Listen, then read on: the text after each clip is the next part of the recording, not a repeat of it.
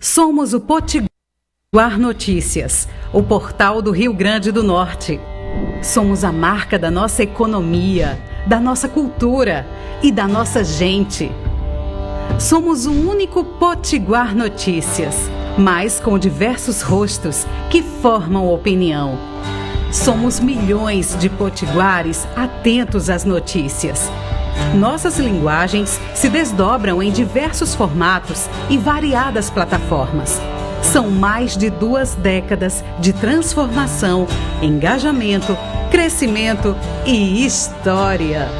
O Potiguar Notícias cresce com a marca da inovação. Cresce com muitos desdobramentos, seja em texto, arte, rádio, TV ou redes sociais. Tudo para lhe ouvir. Tudo para falar com você. Com os mesmos valores que trouxe o Potiguar Notícias até aqui. Com a mesma visão que permite olhar o futuro com esperança em dias melhores para todos. Uma marca que nasceu com a obsessão pelo respeito, a diversidade, a liberdade de expressão e a criatividade. A marca Potiguar Notícias já surgiu fazendo comunicação integrada. Cresceu se comunicando com diversas plataformas, diversos jeitos e diversos pensamentos. Ouvir e falar com você é a missão da marca Potiguar Notícias.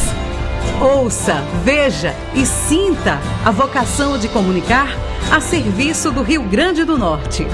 Potiguar Notícias, o portal do Rio Grande do Norte.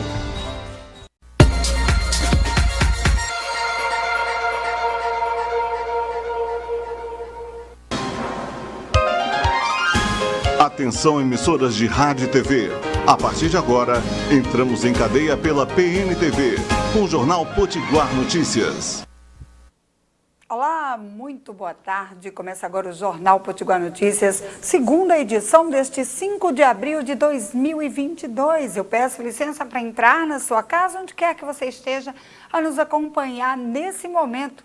Nós estamos no Instagram, Potiguar Notícias, o _. Você também pode nos encontrar no nosso Facebook, na nossa página Potiguar Notícias e nesse canal, onde diariamente nós temos esse encontro marcado com a informação, com o jornalismo e todas as informações em tempo real do que está sendo destaque no município, no nosso estado e pelo mundo. Quer ficar bem informado? Acesse o nosso portal potiguarnoticias.com.br. Potiguar Notícias, que já vem fazendo história no estado do Rio Grande do Norte há mais de 25 anos, agradecendo a você aí que diariamente acompanha a nossa programação, pela parceria e, acima de tudo, pelo respeito que vocês sempre têm com a gente.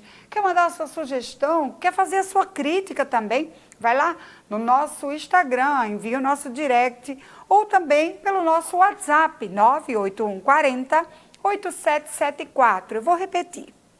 98140 8774. Agora a gente vai mandar o alô para as nossas rádios, elas que nos retransmitem diariamente, levando onde quer que você esteja aqui pelo estado Potiguar, a nossa voz e a nossa informação, deixando você atualizado nas notícias.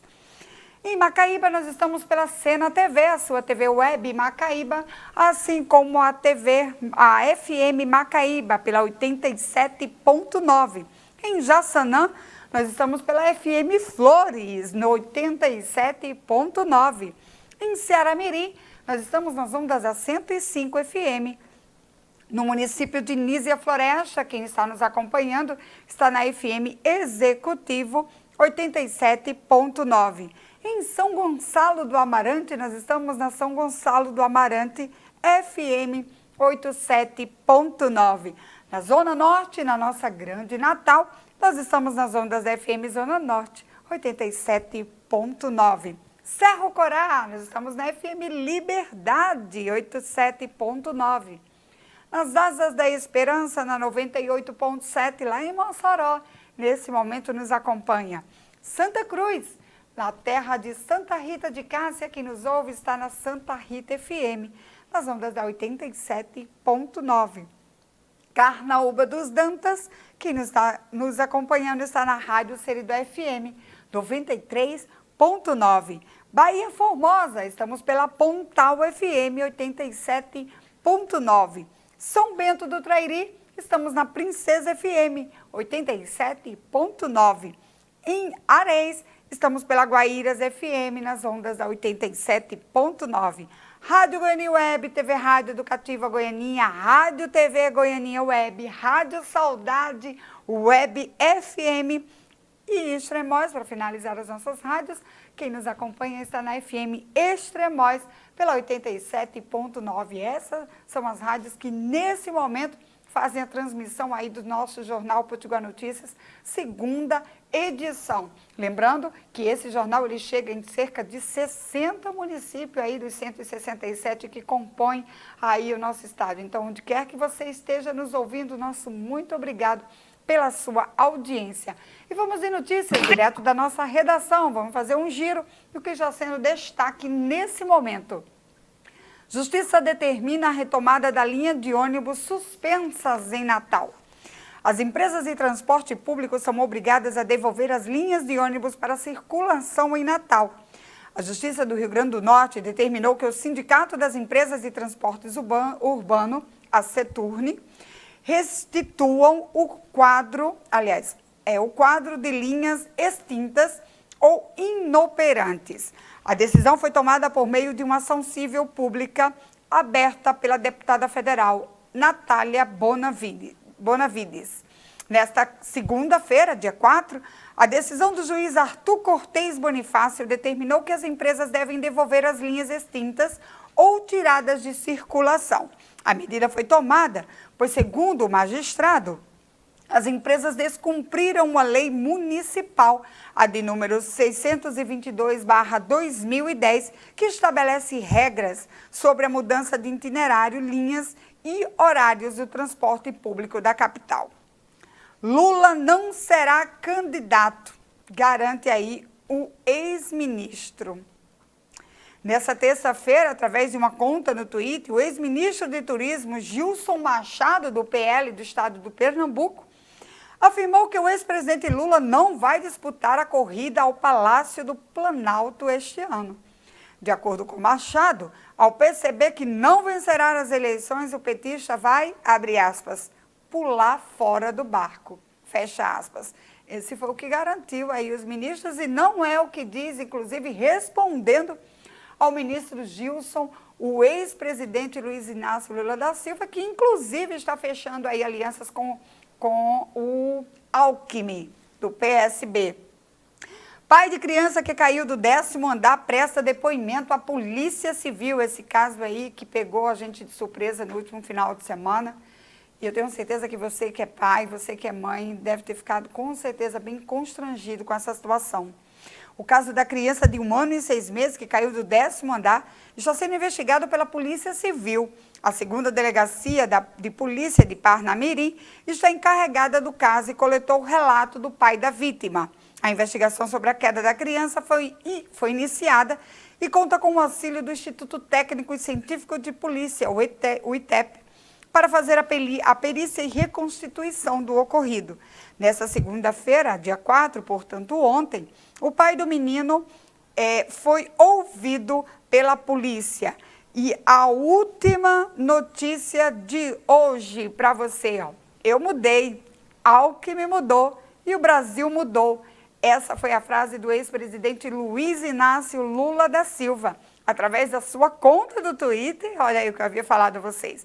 O ex-presidente Lula comentou a anunciada composição de chapa que vai estabelecer como ex-governador de São Paulo, Geraldo Alckmin, do PSB.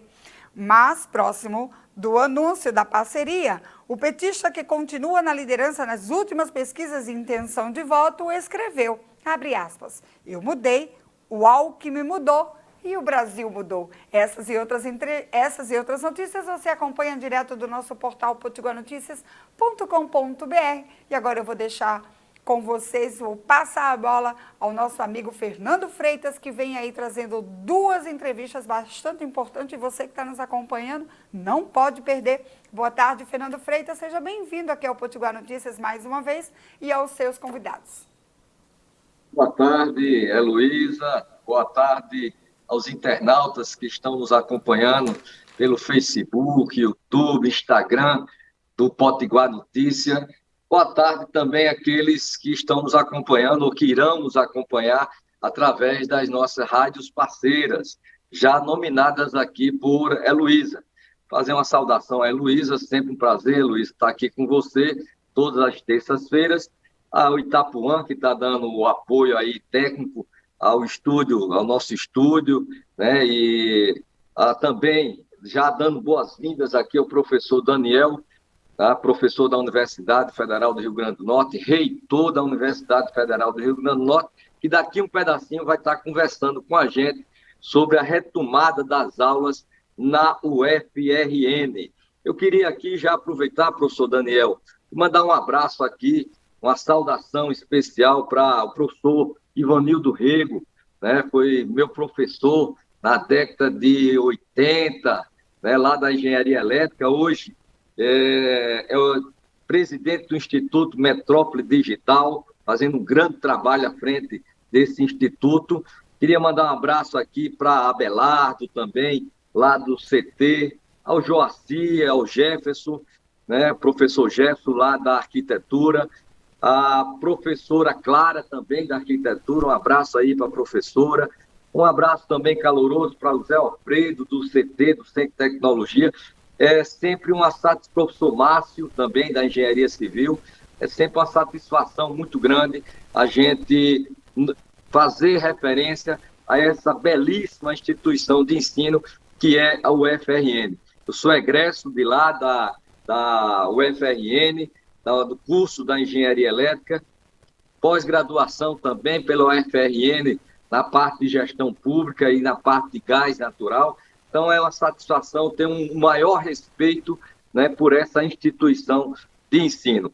Antes da gente começar a nossa conversa, Daniel, eu queria parabenizar aqui, tá, a coragem e a determinação da Justiça do Rio Grande do Norte em ter determinado, né, que o Seturne retorne com as linhas anterior, né, a esses 15, 20 dias, quando houve o aumento exponencial do preço dos combustíveis. Então, aqui, os parabéns para a Justiça do Rio Grande do Norte, os parabéns ao juiz Arthur Cortez pela coragem e determinação. Resta aqui a gente torcer que o Seturne cumpra a determinação judicial e que a STTU, né, faça a fiscalização, né, fiscalize essa determinação judicial e que o Seturne volte com as linhas para atender aos usuários do transporte coletivo no Rio Grande do Norte e particularmente no município de Natal. Eu queria também aqui fazer um apelo, né? A gente vai debater daqui um pedacinho com o professor Daniel sobre educação de nível superior no estado do Rio Grande do Norte. E eu queria fazer um apelo aqui ao Sindicato dos Educadores do Rio Grande do Norte, junto com a Prefeitura de Natal, a Prefeitura de Parnamirim, para encontrar uma negociação mais rápido possível para poder pôr fim à greve, né?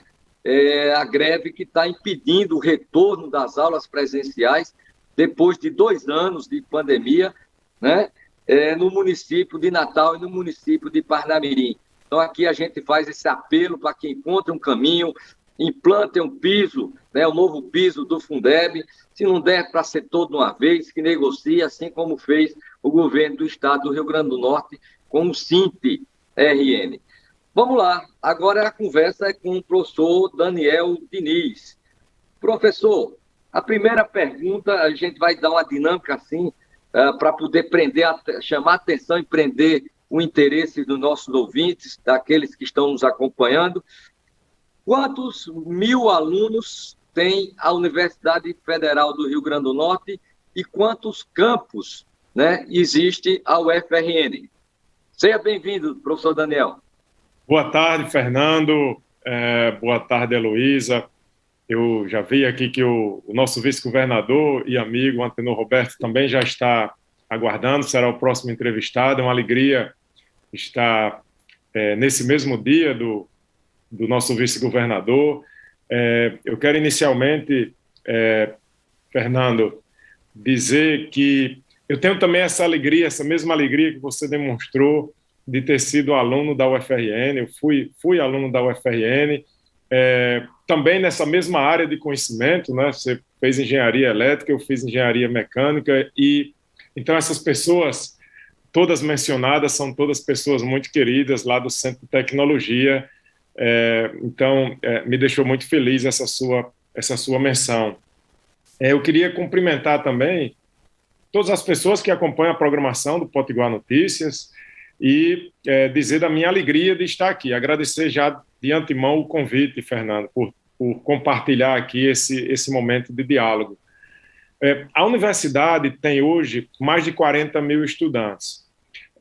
Esse número, nós, durante a pandemia, até pelos prejuízos causados e pelas dificuldades que cada estudante teve que enfrentar, os nossos colegiados superiores, eles aprovaram uma resolução de suspensão dos critérios que estabeleciam o desligamento de estudantes que não atendiam a determinados critérios, como algumas reprovações ou por tempo de curso. Então, nós estamos retomando agora as atividades presenciais e vamos ter uma informação mais adequada de quanto efetivamente nós temos de estudantes com esse retorno agora, que iniciou semana passada, para sabermos efetivamente quantos estudantes voltaram a frequentar a universidade. Afinal de contas, foram 2 anos e alguns estudantes não tiveram essa condição do acompanhamento no modelo que era possível, e isso fez com que nós suspendêssemos esses critérios. Mas, certamente, nós temos mais de 40 mil estudantes. Na graduação, nós temos mais de 30 mil, mas nós temos também na universidade cursos técnicos, cursos de pós-graduação, nós temos o NEI, né, que é um colégio de aplicação. Então, a universidade tem estudantes em todos os níveis de ensino. Se nós somarmos a isso o nosso grupo de servidores, sejam eles docentes ou técnicos, nós temos por volta de 5.500 servidores. Temos mais quase 1.500 das empresas terceirizadas. Então, a comunidade universitária como um todo, ela é de aproximadamente 50 mil pessoas. É uma comunidade bastante grande. Nós estamos no campus de Natal, estamos em 4 outros campos no interior, que é o de Macaíba, Santa Cruz, Currais Novos e Caicó. E nós temos vários polos de educação à distância também. Então, a universidade ela é muito grande, tem uma estrutura muito grande e está dessa forma distribuída no nosso estado. Legal, Daniel. Muito importante a comunidade, a sociedade potiguar, saber do tamanho, né, dessas informações de 40 mil, aproximadamente 40 mil alunos, né, de aproximadamente 10 mil servidores entre efetivos e terceirizados, né, e a presença física, né, levando conhecimento e levando educação para 5 municípios do estado do Rio Grande do Norte. Isso é muito importante, os potiguares saberem dessas informações. Professor, antes da gente começar sobre o retorno, que é o principal tema do dia de hoje, o retorno das aulas presenciais, né, depois de 2 anos de pandemia, eu queria saber o seguinte: durante esses 2 anos, a universidade não parou. A universidade teve que se reinventar, né, aprofundar, né, o uso de tecnologias, né, o uso da tecnologia, melhor dizendo, para poder não paralisar como um todo as suas atividades educacionais. Eu pergunto, professor Daniel, as aulas remotas, né, todo o processo de comunicação, processo educacional que foi feito através das aulas remotas, né, 2020 e 2021, cumpriu com os seus objetivos, com as suas expectativas? Qual foi o nível de eficiência, né, dessa solução tecnológica que foi dado para a universidade não parar, para o saber não parar, né, no estado do Rio Grande do Norte, na UFRN? Fernando, nós, quando a pandemia se fortaleceu aqui no estado e chegou por aqui por volta de março do ano de 2020, a nossa primeira medida foi criar um comitê de especialistas, e a universidade tem muitos especialistas nessa área, e esse comitê seria para assessorar a gestão da universidade nas ações que seriam implementadas. Nós suspendemos as aulas em março de 2020, mais especificamente no dia 17 de março de 2020, já por recomendação desse comitê, né? E essa adoção de aulas remotas e também do trabalho remoto, que a gente teve as aulas e teve o trabalho administrativo também. Para isso ser possível, nós tivemos que desenvolver sistemas, e nós sabemos que a UFRN tem sistemas informacionais que estão em todo o país, em muitas universidades do país. Nós tivemos que desenvolver ferramentas, oferecer capacitação aos servidores, sejam eles docentes ou técnicos, e aos estudantes. Tivemos que criar auxílios para os estudantes, eles tinham que ter equipamento para acompanhar as aulas. Tivemos que providenciar também auxílio para a internet. Mas, como você colocou muito bem, Fernando, nós nunca paramos de trabalhar. Não é? A universidade nunca parou de trabalhar. Então, ficamos esses anos de 20 e 21 nesse modelo remoto. E importante dizer que, para alguns cursos, já no primeiro ano, as aulas voltaram a ser presenciais, e mais especificamente nos cursos da área da saúde, que não tinham como ter aulas remotas, né? Então, parte dessas aulas foram presenciais. Agora, com relação às aulas virtuais, essas aulas remotas, nesse formato que passou a ser denominado de remoto, ele foi adotado em muitos países do mundo, nós sabemos disso, e você colocou muito bem, foi a solução possível naquele momento. Nós não poderíamos deixar os estudantes sem aulas. E nós não sabíamos também o quanto tempo essa pandemia iria durar. Eu penso que seria difícil, há 2 anos, quando nós olhamos para trás, imaginar que já estamos há 2 anos com essa dificuldade. Ô Daniel, foi eficiente essas aulas? Prendeu a atenção e o interesse dos alunos? Vocês têm levantamentos com relação se houve aumento de desistências de disciplinas, se houve evasão escolar em função das dificuldades, né, em utilização dessas novas ferramentas, dessas aulas remotas? Como é que foi isso, no aspecto qualitativo? Então, Fernando, esse não era o modelo desejado por nenhuma das universidades, nenhuma das escolas. Esse dado da evasão, no caso da UFRN, nós ainda não temos, exatamente pelo fato de nós termos suspendido os critérios de desligamento dos estudantes, né? Agora, com o retorno das atividades presenciais, nós vamos ter um cenário melhor. Mas nós sabemos que, e foi muito interessante ouvir a sua fala inicial dos seus tempos de universidade, das pessoas que lembram daquele tempo, nós sabemos como é importante para o processo de formação do estudante essa convivência no campus. Nós sabemos que fazer amigos, até as conversas e as brincadeiras de corredores, fazem parte também das relações que são criadas e da nossa formação em tempos de universidade. Então, o modelo que nós sempre quisemos e defendemos é esse modelo presencial. Aliás, existem 2 modelos, né? Existe o modelo presencial e o modelo da educação à distância. Esse modelo que foi criado para esse período, esse modelo que foi criado numa excepcionalidade, ele não é o modelo da educação à distância, porque a educação à distância tem metodologias e ferramentas próprias para a educação à distância.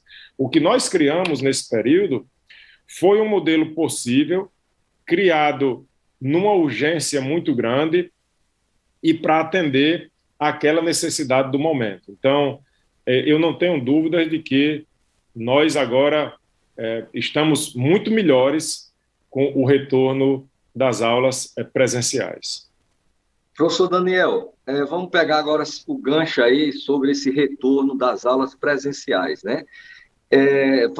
Esse retorno está sendo, né, já foi iniciado semana passada, se eu não me engano, ele está sendo o retorno em 100% das disciplinas e da carga letiva, ou seja, todas as disciplinas agora passam a funcionar com aulas exclusivamente em sala de aula, ou vai haver ainda um ambiente híbrido?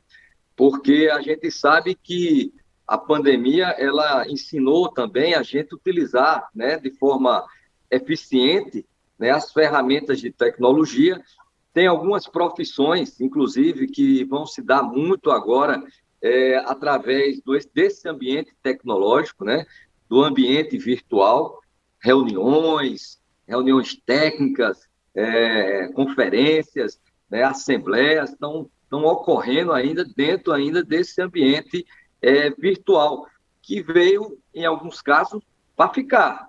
Então, a pergunta é essa: todas as disciplinas serão presenciais e 100% da carga letiva de cada disciplina também será presencial, ou haverá, né, uma flexibilidade, né, para um modelo híbrido, né, experimentado aí hoje por diversas categorias profissionais?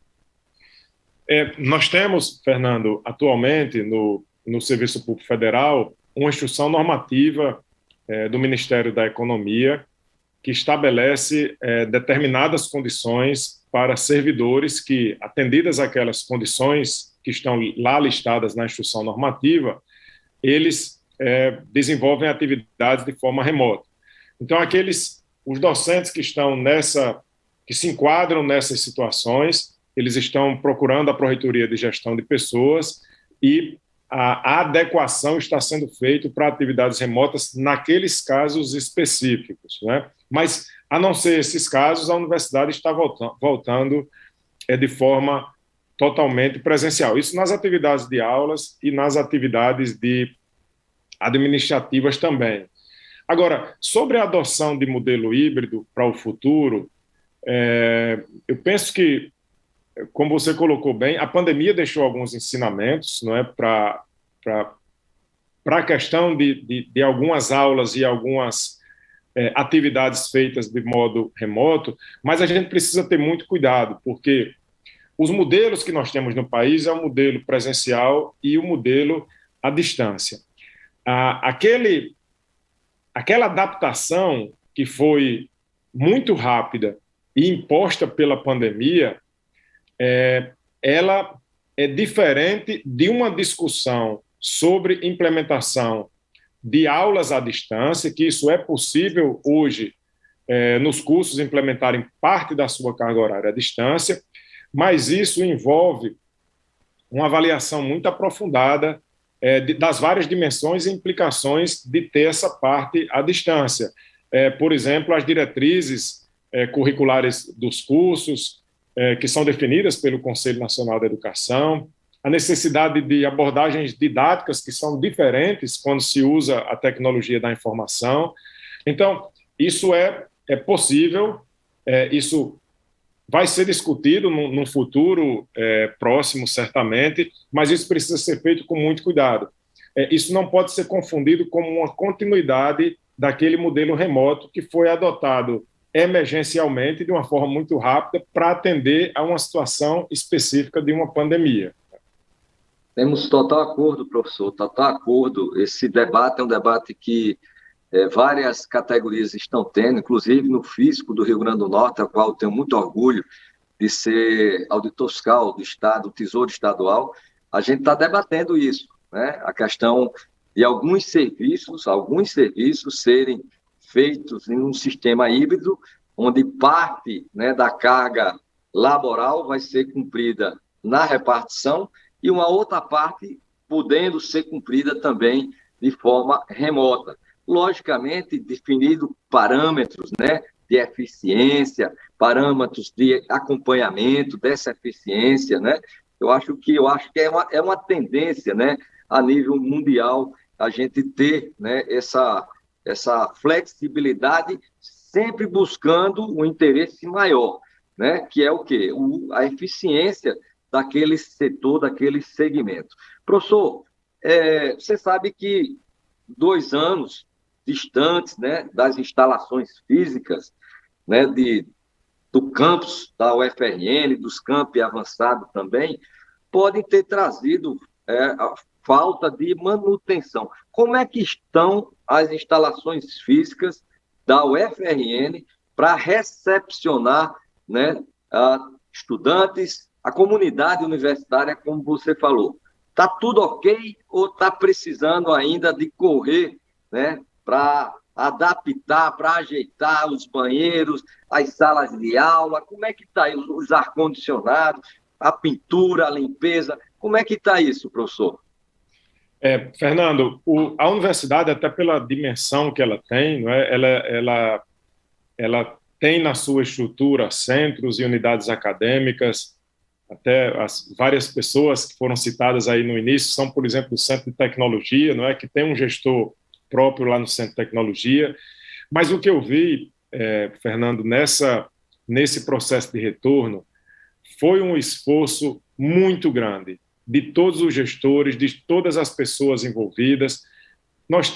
A universidade tem ainda algumas melhorias necessárias, tem. E essas melhorias não necessariamente estão relacionadas à questão da pandemia, estão relacionadas a uma outra questão que nós podemos falar também, que é de uma questão orçamentária, que as instituições vêm tendo muitas dificuldades ao longo dos anos, e há muitas melhorias que precisam ser feitas em laboratórios e em estrutura.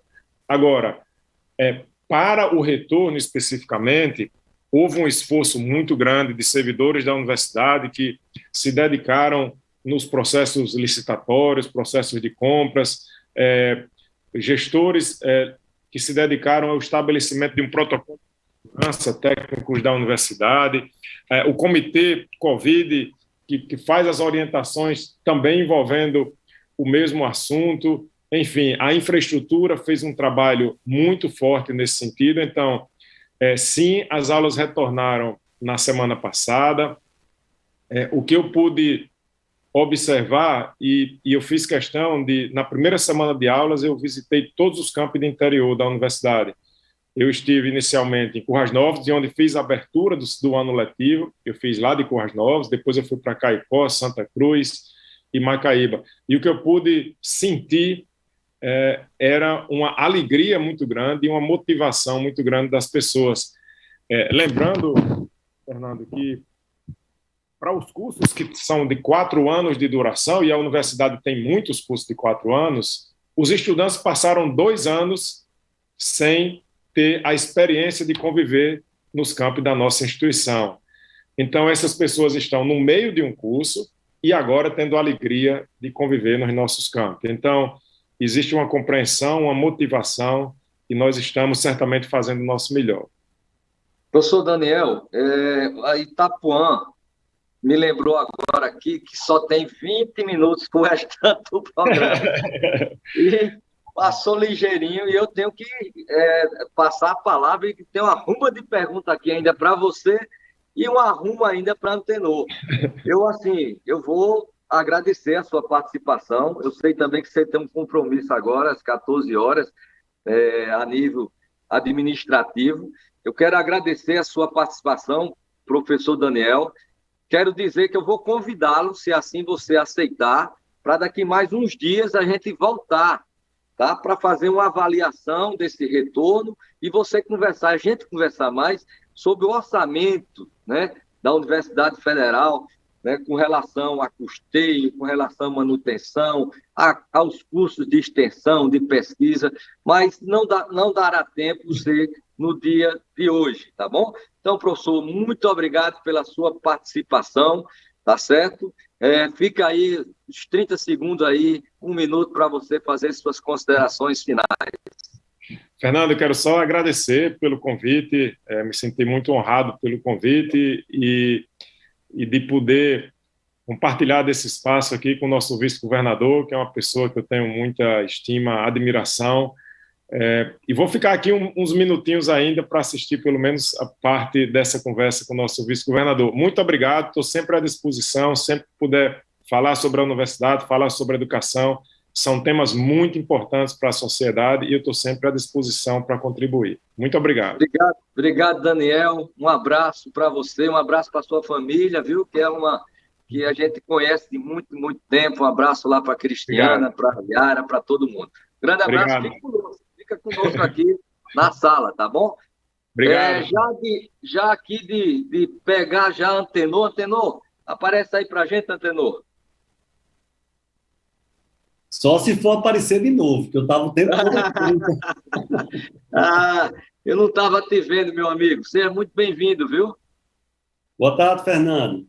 Boa tarde, meu amigo. Vi que você tem o Irapuã no apoio, Itapuã no apoio, mas também teve a Heloísa aí, que eu vi ancorando o programa anterior. E meu querido aí, professor José Daniel Diniz. Isso foi assim, empatia, paixão à primeira vista, né? A gente se encontrou e fomos realmente criando toda uma sinergia e até hoje estamos aí ele na resistência e na luta na universidade e a gente no governo do estado, mas com muitos programas, muitas interseções, tivemos muitos momentos juntos e vamos estar em outros também. Prazer, querido professor, reencontrá-lo, viu? Prazer, grande abraço. Que bom, a sinergia total no programa de hoje, viu? Que legal. Antenor, vamos lá. Federação PT, PCdoB, PV, no Brasil e no Rio Grande do Norte. Tem tudo para dar certo ou não? Sim, a federação, de fato, ela se conformou. A questão é que, no balanço geral, ainda em razão de todo esse período de muitos preconceitos, de todo esse retrocesso na política, terminou que o PV se beneficiou mais em receber nas janelas parlamentares do que o PCdoB, por exemplo, né?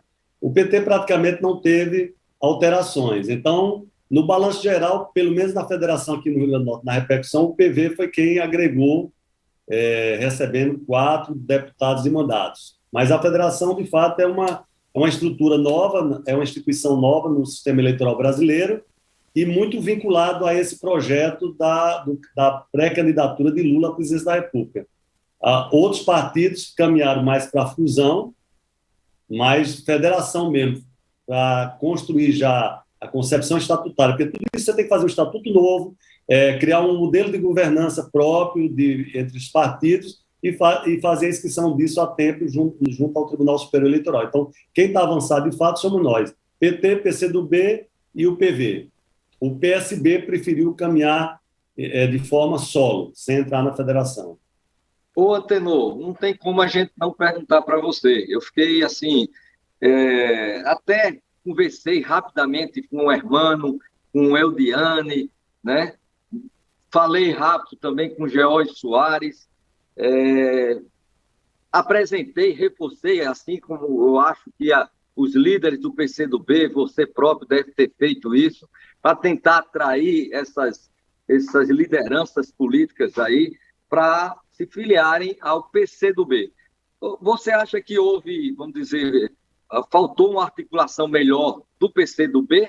Ou, meu amigo, é o medo de ir para uma sigla, né, comunista, de ir para uma sigla que tem uma história de 100 anos muito bonita, né, em defesa do povo brasileiro, da democracia, mas que é demonizada, né, demonizada pela direita no nosso país. O que é que você acha que ocorreu que o PCdoB não conseguiu atrair alguma dessas lideranças para os seus quadros? Natural, nós vivemos retrocessos civilizatórios no Brasil e até em partes do mundo também, né? Países mesmo como a França, você vê que a extrema-direita se aproxima do Macron aí nessa eleição. Então, o mundo vive realmente um espanto do ponto de vista de perspectiva. Essa própria guerra agora entre Rússia e Ucrânia pode redesenhar também ou trazer novos traços na geopolítica. Mas o que acontece é exatamente isso, um partido de 100 anos, mas que 2/3 dele na clandestinidade. Todos esses estigmas. Então, e é uma ignorância muito grande na política, e a política sofreu um rebaixamento de um pragmatismo que agora a eleição parlamentar no Brasil virou conta aritmética e fundo partidário. Então, as pessoas migram para os partidos fazendo cálculo aritmético e fundo partidário. Então, tanto é que nós chegamos a convidar alguns parlamentares, como foi o caso da Hermano, por quê? Porque o PCdoB, apesar desses 100 anos em que ele incorporou todo esse seu programa da luta e da perspectiva socialista, ele já vem abrindo, desde o Movimento 65, da eleição passada, uma plataforma que a gente chama de plataforma democrática.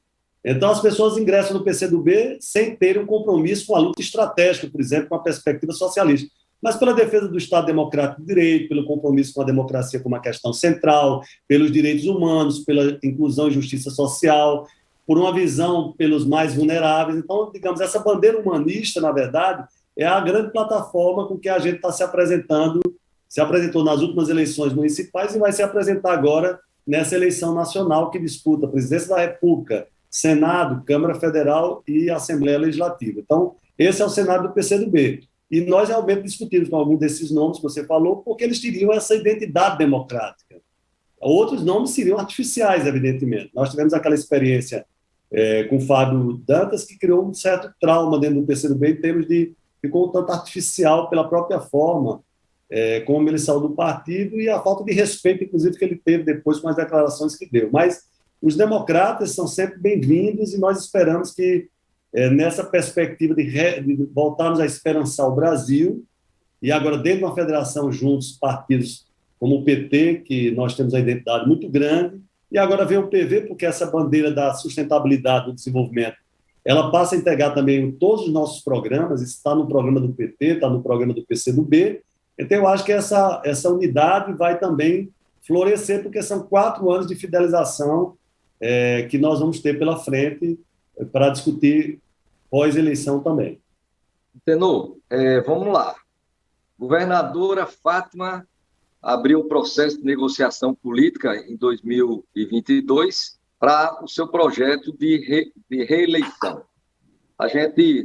Nós participamos, inclusive eu tive a honra de, junto com você, ter feito a visualização de trazer o Carlos Eduardo e o PDT para essa formação dessa frente ampla no Rio Grande do Norte, em busca desse projeto, né, de dar continuidade a esse mandato democrático e popular no nosso estado. Deu certo, né? Deu certo, graças a Deus, deu certo. O Carlos Eduardo hoje não é mais candidato de oposição ao governo de Fátima, está aí como candidato de Fátima a senador da República, mas agora a grande questão é da permanência do seu nome, né, como um vice-governador do estado que cumpriu, né, do ponto de vista administrativo, político, do ponto de vista de confiança da governadora, tudo o que é de mais desejado para um vice-governador ou para um vice-presidente. Eu só me lembro assim, você tem uma semelhança só pela calvície, a Marco Maciel, né? Só isso. Mas Marco Maciel era um vice ideal, né? De todo presidente que sonhava com ele. E você foi muito mais do que isso, porque você dividiu as responsabilidades com a governadora Fátima Bezerra. Como é que está essa situação? Você vai continuar como nosso vice-governador ou vai ter uma chapa com Walter Alves para vice e Carlos Eduardo Alves para Senado? Não é Alves demais numa chapa não, meu amigo? É o que se dizia, mas o que é fato? A reeleição é da governadora Fátima Bezerra. Ela não é uma reeleição do vice, nem uma reeleição do Senado. Isso são composições que surgem. De fato, nós do partido, e por sua participação, fizemos o deslocamento de Carlos Eduardo para esse nosso campo, que interessava a governadora. Com isso, você neutralizava a candidatura dele ao governo, mas também mobilizava o atual prefeito da capital, que era, de fato, um candidato que estava observando o cenário e queria ser o candidato da oposição. Mas, na hora que a gente trouxe o Carlos Eduardo, passou a ter dificuldades, porque a vice de Álvaro Dias é vinculada politicamente a Carlos Eduardo. Então, foi um movimento que nós fizemos, porque o partido tem essa capacidade. É claro que Carlos Eduardo disputou com Fátima, fez aquele discurso, mas nós acompanhamos a história de Carlos Eduardo, e Carlos Eduardo, no seu filme político, ele é um democrata. Ele teve aquele ponto fora da curva na eleição de 2018, mas a história parlamentar dele, o nosso relacionamento com ele no parlamento e depois na prefeitura, que nós apoiamos e participamos, inclusive o PT também, é sempre de um político democrata. Então, foi uma vitória. O que aconteceu é que, tanto do ponto de vista nacional, com a candidatura de Lula, como do ponto de vista local, a história se repete. Se você pensar Vilma, primeiro e segundo mandato, quando a esquerda pensava em compor com Vilma, indicando o vice do segundo mandato, vem uma composição mais conservadora. Então, eles sempre têm essa capacidade de se recompor, mesmo quando eles perdem conjunturalmente eleições. É o que está acontecendo agora. Feito um cerco em torno da candidatura da governadora, dizendo que ela teria altos índices de rejeição, que teria dificuldades, e o PT tem, na eleição de fato, uma das poucas possibilidades nacionais de eleger uma governadora. O Senado Nacional, o PT, na maioria dos estados que governa, o governador se deslocou para o Senado. Então, não vai ter candidatos próprios do PT disputando o governo do estado. De fato, é um caso quase que talvez isolado nesse cenário. Então, a própria direção nacional está atenta a isso. Então, o que nós fizemos? Nós, que eu digo que eu tenho que respeitar, claro, a governadora é a líder desse processo. Nós, na prática, desmobilizamos a oposição. Porque a última tentativa deles agora com Ezequiel e Walter na vice, nada mais era do que aumentar a pressão sobre a governadora para abrir espaço na chapa majoritária. É o que está em curso.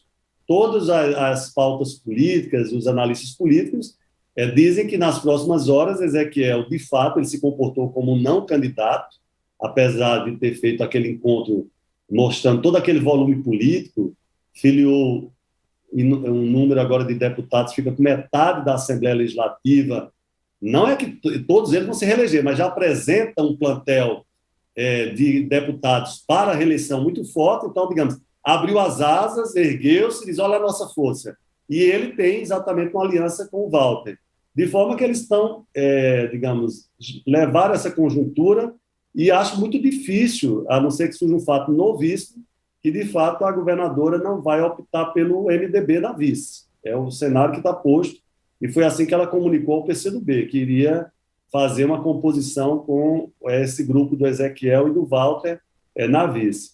O que não vai acontecer, e que eu também já tinha tido essa opinião, é que quando você escolhe o aliado do partido, também a escolha do nome ficaria muito difícil de você fazer vetos. Então, por isso que eu acho que é inevitável, talvez, que o nome vai ser o que indicado pelo MDB, se for o Walter Alves, ou outro nome que o MDB, já que o MDB é quem vai indicar o vice, eu acredito que eles vão indicar também o próprio, a escolha seria do partido que vai ser convidado. Então, esse é o cenário que foi montado e as forças, o núcleo que a gente tinha mais progressista vai perder esse espaço em favor dessas forças mais centristas e, evidentemente, que isso vai criar todo um debate no próprio processo sucessório.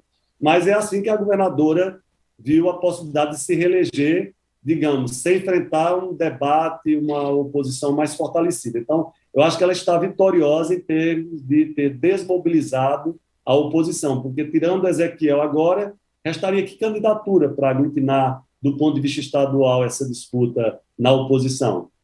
Mas, Antenor, eu lhe pergunto, tudo bem, a gente participa, o PCdoB foi um dos mentores aí dessa aproximação e dessa jogada estratégica aí de trazer o Carlos Eduardo. O PCdoB agora perde essa condição de vice-governadoria.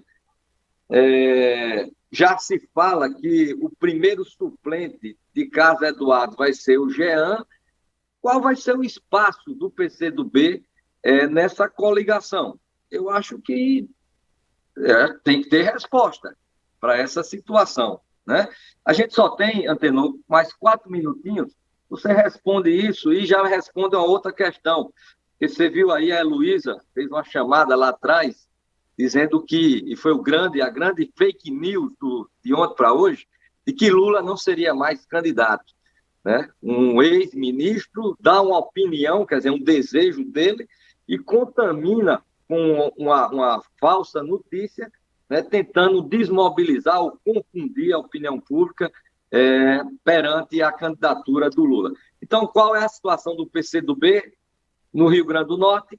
E essa eleição federal, a eleição presidencial, ela vai ser polarizada entre Bolsonaro e Lula, Cabe ainda a terceira via? Como é que você vê isso aí, já fazendo as suas considerações finais, meu amigo? A polarização, ela não é um desejo, uma vontade. Me parece que ela tem base objetiva. Se você conversar na sua vizinhança, entre os seus familiares, você verifica que a sociedade continua polarizada. Então, haverá tempo de mudar essa polarização? Acho pouco provável. Tentativas vão ocorrer. O que a grande mídia está fazendo, os diálogos que você vê neles tentando criar um ambiente para Simone Tebet com o Eduardo Leite, eles vão continuar nessa batida. Mas a polarização corresponde a um fator objetivo da sociedade. A degradação da sociedade brasileira do governo Bolsonaro levou a esperançar a derrota de Bolsonaro em torno da liderança de Lula, que exatamente sai como a fênix, depois da prisão, como a possibilidade de unir ampla frente política eleitoral para derrotar o Bolsonaro. Tanto é que as tratativas com o PSB, através de Alckmin na vice, estão bastante avançadas.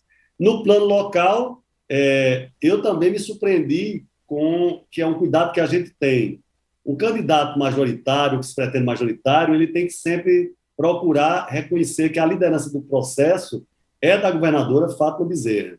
Então, a governadora Fátima Bezerra disse outra coisa ao PCdoB sobre a primeira suplência de Carlos Eduardo. Ela não disse que essa suplência seria do Jean Paul. Na hora que ele vai para a televisão, já se anuncia, então, digamos, ele está fazendo isso por conta e risco dele. Agora, o PCdoB não foi até hoje comunicado dessa solução. O PCdoB só foi comunicado oficialmente pela governadora de que precisaria ocupar a vice com o MDB. Esse foi o fato dito pela governadora. E para que a coisa não ficasse personalizada, desde o início, eu, de uma certa forma, mantive certa distância desse tema e fiz com que a governadora sempre comunicasse formalmente essas tratativas, essas formulações que ela estava fazendo ao presidente do Comitê Estadual, Ivanildo Pereira, e à presidente nacional do PCdoB, Luciana Santos. E é assim que tem sido feito, e eu tenho, evidentemente, até pela minha função, para manter todo o equilíbrio nessa situação e manter a autoridade da governadora, eu tenho procurado exatamente, nas minhas declarações, dizer sempre a verdade. A verdade é essa, que a governadora apresentou uma correlação de forças em que ela precisava ceder esse espaço da vice, que foi no primeiro mandato ocupado por um partido de esquerda, pelo núcleo mais progressista que a gente hoje, inclusive, tem um projeto nacional em torno da candidatura de Lula, ao MDB. Muito bem, muito bem, muito bem. Antenor, você é um cara muito ético, você é um cara sincero, transparente. Eu acho que a população do Rio Grande do Norte só tem que agradecer a forma como você faz a política. Política com P maiúsculo, respeitando a verdade, respeitando a transparência, respeitando o objetivo maior, inclusive, que é de manter no estado do Rio Grande do Norte uma frente, né? Uma frente democrática e não tanto mais popular, mas paciência, é a correlação de forças, né? Que ela, em determinado momento, né, os partidos mais progressistas, eles têm que saber recuar um pouco para poder ganhar mais lá na frente. Programa com tempo encerrado. Antenor Roberto, muito obrigado pela sua participação. Professor Daniel, se ainda estiver com a gente aí, um grande abraço para todos vocês. Até a próxima terça-feira, se Deus quiser. Um abraço. Fernando. Abraço, meu querido professor. Somos o Potiguar Notícias, o portal do Rio Grande do Norte. Somos a marca da nossa economia, da nossa cultura e da nossa gente. Somos o único Potiguar Notícias, mas com diversos rostos que formam opinião. Somos milhões de potiguares atentos às notícias. Nossas linguagens se desdobram em diversos formatos e variadas plataformas. São mais de 2 décadas de transformação, engajamento, crescimento e história. O Potiguar Notícias cresce com a marca da inovação. Cresce com muitos desdobramentos, seja em texto, arte, rádio, TV ou redes sociais. Tudo para lhe ouvir. Tudo para falar com você.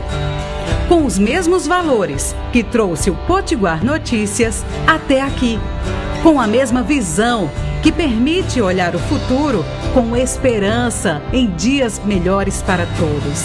Uma marca que nasceu com a obsessão pelo respeito, a diversidade, a liberdade de expressão e a criatividade. A marca Potiguar Notícias já surgiu fazendo comunicação integrada. Cresceu se comunicando com diversas plataformas, diversos jeitos e diversos pensamentos. Ouvir e falar com você é a missão da marca Potiguar Notícias. Ouça, veja e sinta a vocação de comunicar a serviço do Rio Grande do Norte. Potiguar Notícias, o portal do Rio Grande do Norte. Voltamos a apresentar Jornal Potiguar Notícias.